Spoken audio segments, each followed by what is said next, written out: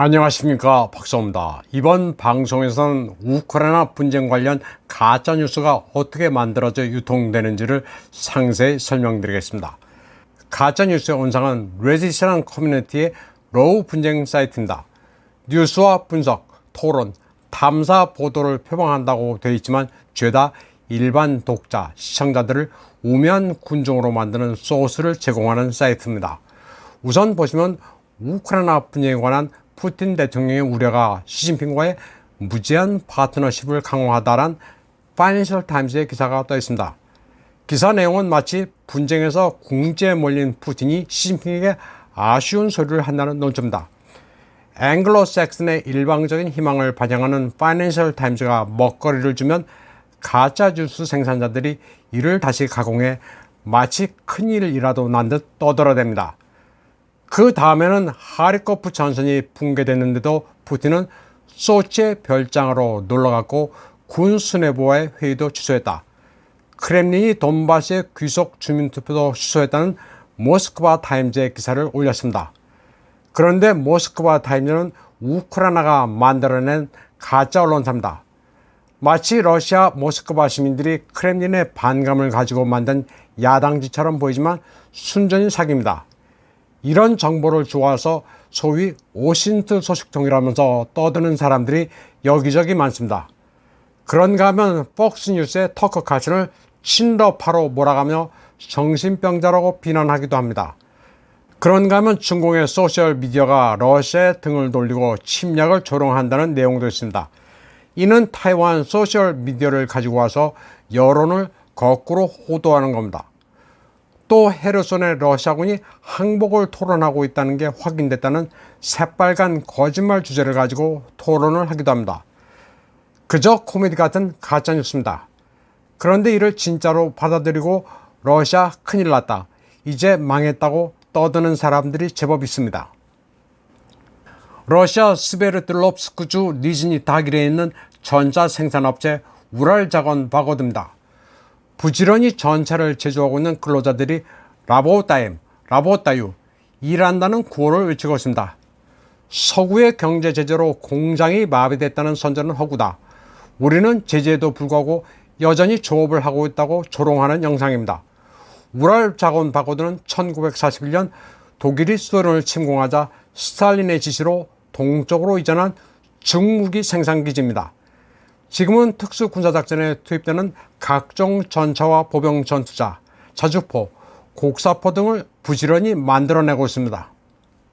서구 미디어들은 우크라이나군이 제블린 같은 맨패드로 러시아군 전차의 상당수를 파괴했다고 선전했지만 굉장히 과장되어 있습니다. 제블린이 한때 뉴스에 도배되다시피 한 것은 록히드 마틴의 주가를 띄우기 위해서였습니다. 뉴스의 제블린 보도 빈도와 록히드 마틴의 주가 그래프는 대체로 일치합니다. 우크라이나가 잘하는 것은 선전입니다. 온라인상에서는 러시아군에 연전연승한다고 하지만 오프라인의 현실은 다릅니다. 선전대로라면 러시아는 기갑 전력이 지금쯤이면 없어야 합니다. 하지만 러시아군의 전차와 장갑 상렬은 끝이 보이지 않습니다. 어디서 나타났는지 계속 전장에 투입되고 있습니다. 우크라이나군과 나토 용병들에 맞서고 있는 러시아군의 전력은 끊임없이 솟아나는 화수분입니다. 최신형 T-90S 전차도 전장에 투입되고 있습니다. 지상에 우크라이나군 기갑 전력을 공격하는 미르-16 공격 헬기와 까모프 52 헬기도 출격 횟수를 늘리면서 공세를 강화하고 있습니다. 수-25 지상 공격기도 돈바스 상공을 저공 비행하며 폭격을 강화하고 있습니다. 보병 병력이 부족한 러시아군은 영토를 내주고 뒤로 물러난 채 공중과 야전 화력을 동원해 우크라이나군의 거점을 하나하나 없애고 있습니다. 러시아군은 우라간 다연장 로켓으로 먼 거리에서 우크라이나군을 정밀 타격하고 있습니다. S-300 방공미사일 포대는 간헐적으로 나타나는 우크라이나 전투기를 목표로 쉴 새 없이 가동되고 있습니다. 9월 15일 블룸버그는 흥미로운 기사를 하나 게재했습니다. 푸틴의 방산 기업들이 러시아 경제에 조용히 활력소를 제공하고 있다. 방위 산업이 다른 산업 분야의 하락을 만회하고 있는지도 모른다는 제목입니다. 이 매체는 영국 옥스퍼드 경제학자 타티아나 오를로바를 이용해 전쟁이 없었다라면 생산이 크게 위축될 뻔했다고 말합니다. 블룸버그는 푸틴의 확전이 러시아의 산업 생산을 끌어올리면서 제재로 인한 최악의 전망을 극복하게 해주고 있다고 평가했습니다. 그러면서 비밀스런 방위 산업의 호황이 전체 산업 생산에 미치는 영향을 가리지는 않는다고 말했습니다. 언제는 러시아가 제재로 디폴트에 처할 것이고 민생이 도탄에 빠질 것이라고 했다가 안 맞으니 또 다른 해석을 하고 있습니다. 그런데 처음에 거짓말을 하다 보니 여기저기 논리의 모순도 생기게 마련입니다. 블룸버그는 지난 5월 미국의 수출 통제로 러시아의 주요 전차 공장 3곳이 조업을 중단했다고 주장했지만 최근 여러 정황들은 러시아가 제재로 인한 혼란 상황을 잘 대처하기 시작했음을 보여준다고 보도했습니다.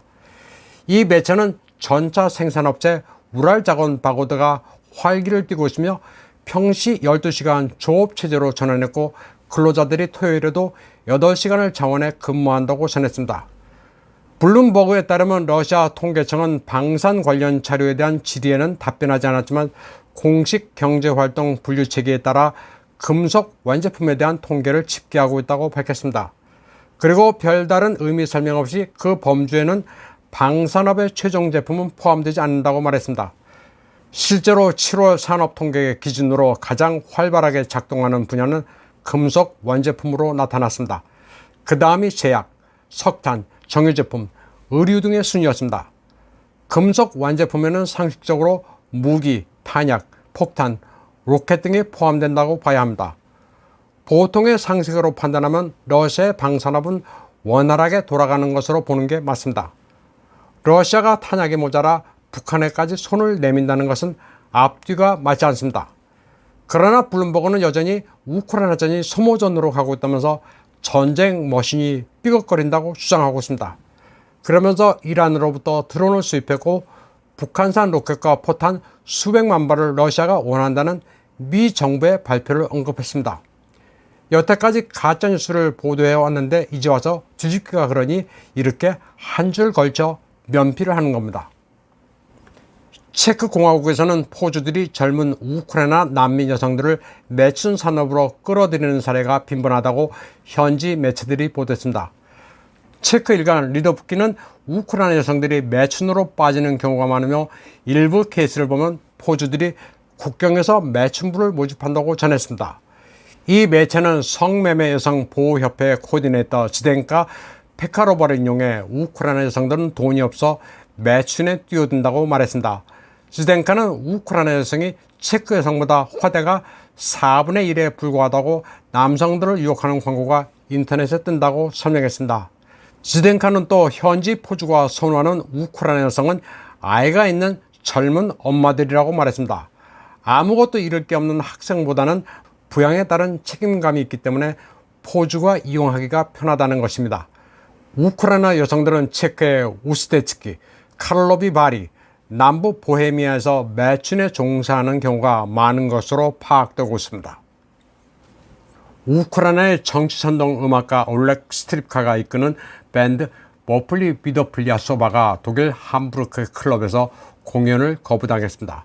스트립카는 클럽 소유주가 밴드를 파시스트로 여겨 공연을 금지했다고 불만을 털어놨습니다.